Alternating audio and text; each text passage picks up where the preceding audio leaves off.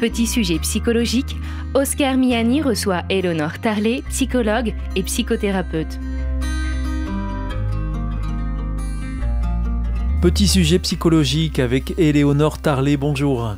Bonjour Oscar. Merci de nous retrouver à ce micro. Alors je rappelle que vous êtes psychologue et psychothérapeute et aussi que vous intervenez dans différentes conférences et évidemment régulièrement dans cette émission. Aujourd'hui, vous nous proposez de faire un retour aux fondamentaux, Éléonore Tarlet, et notamment en nous parlant de la psychothérapie. Alors, vous souhaitez nous rappeler qu'est-ce que le principe en lui-même de la psychothérapie ? Oui, voilà, parce qu'encore hier, j'avais des questions avec une patiente, donc je me rends compte qu'il y a encore un flou artistique. Alors, psychothérapie, déjà dans le terme, il y a thérapie. Donc tout ce qui est psychothérapie, normalement, doit être thérapeutique, c'est-à-dire qu'on doit avoir une résolution durable dans le temps et pas juste se sentir bien, mais aller bien durablement. C'est le but de la psychothérapie. Voilà, comme la chimiothérapie peut-être, comme la kinésithérapie. En fait, on fait une thérapie pour avoir un état de santé recouvré, durable à la fin. Et alors, est-ce qu'il existe différents types de thérapie ou de psychothérapie ? Voilà, il existe plusieurs psychothérapies. Alors, on peut en citer, peut-être l'analyse transactionnelle, la thérapie dynamique, l'IFS, Internal Family System, les thérapies cognitivo-comportementales, le MDR, voilà, beaucoup de thérapies cognitives, thérapies d'impact, je ne sais plus si je l'ai dit. Alors ensuite, on sait que les thérapies aujourd'hui, depuis les années 60, sont validées avec des protocoles d'évaluation scientifique, de la même façon qu'on évalue par exemple les médicaments, pour savoir s'il y a une efficacité significativement différente, c'est-à-dire qui n'est pas de l'ordre du hasard. Donc on va prendre des cohortes de personnes, par exemple en psychothérapie, on peut prendre des personnes qui ont été diagnostiquées dépressives, qui sont en dépression, et des personnes qui vont bien. On leur applique un type de psychothérapie comme par exemple des thérapies cognitivo-comportementales, peut-être on va se dire 10 séances, et on réévalue avec des questionnaires pour voir si la personne a toujours le même niveau de dépression ou pas et s'il y a une différence significative avec le groupe témoin. Et comment est-ce qu'on fait pour savoir quelle est la thérapie qui est adaptée à mon problème ?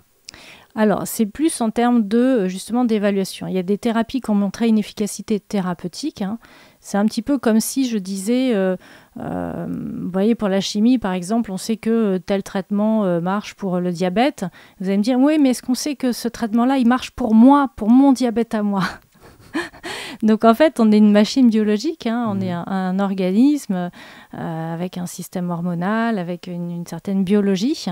Et le cerveau, c'est un organe, comme d'autres organes, il est dans la boîte crânienne. C'est pas l'inconscient, je ne sais où. En fait, c'est des informations que mon cerveau traite de façon adaptée ou pas adaptée et qui peut générer des symptômes.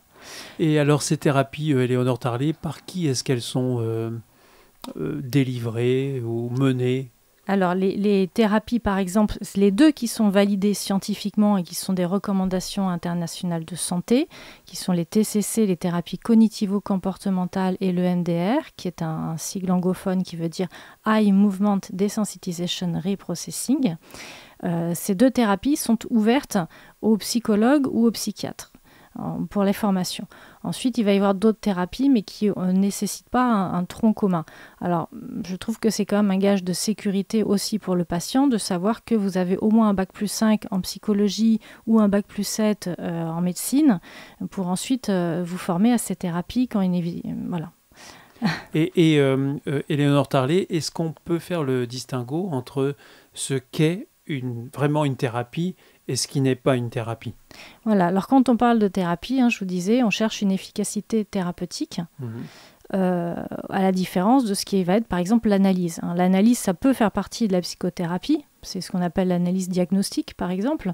Si vous allez voir votre médecin, il va faire un diagnostic pour savoir quoi vous prescrire, et ensuite on cherche une réparation, on cherche un traitement.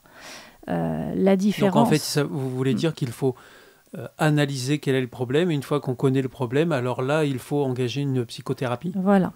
C'est un petit peu, si vous voulez, l'analyse et la thérapie, si on reprend ça avec les analyses de sang, par exemple, les laboratoires d'analyse médicale, vous savez très bien que vous pouvez passer votre vie à faire des analyses, mais ça ne va pas suffire pour résoudre votre problème.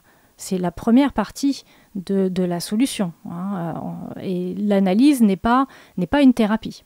Et alors, pour terminer, nous arrivons à la fin de cette émission, lorsqu'on souhaite s'engager dans une psychothérapie, quelles sont les questions à se poser ou même à poser à ses potentiels interlocuteurs?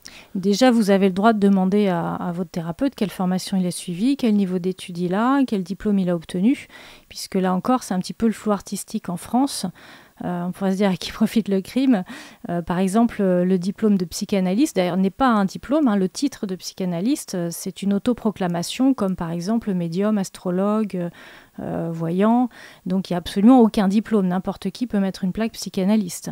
Au contraire de psychologue, qui est protégé par un décret d'État. Il existe quand même des diplômes de psychanalyste, même si on peut s'autoproclamer sans en Disons avoir. que ça n'est pas protégé par un décret. D'accord.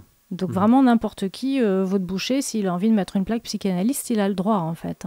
Par contre, si moi je veux mettre une plaque psychiatre, si j'ai pas un diplôme de psychiatrie obtenu à l'université de médecine, je n'ai pas le droit. Si je veux mettre une plaque psychologue et que j'ai pas obtenu un bac plus 5 à l'université de psychologie, je n'ai pas le droit. Donc c'est quand même un gage de sérieux, parce qu'après c'est vrai que n'importe qui peut mettre une plaque. C'est un petit peu le cas des coachs par exemple aujourd'hui. Coach, ça veut tout dire et rien dire.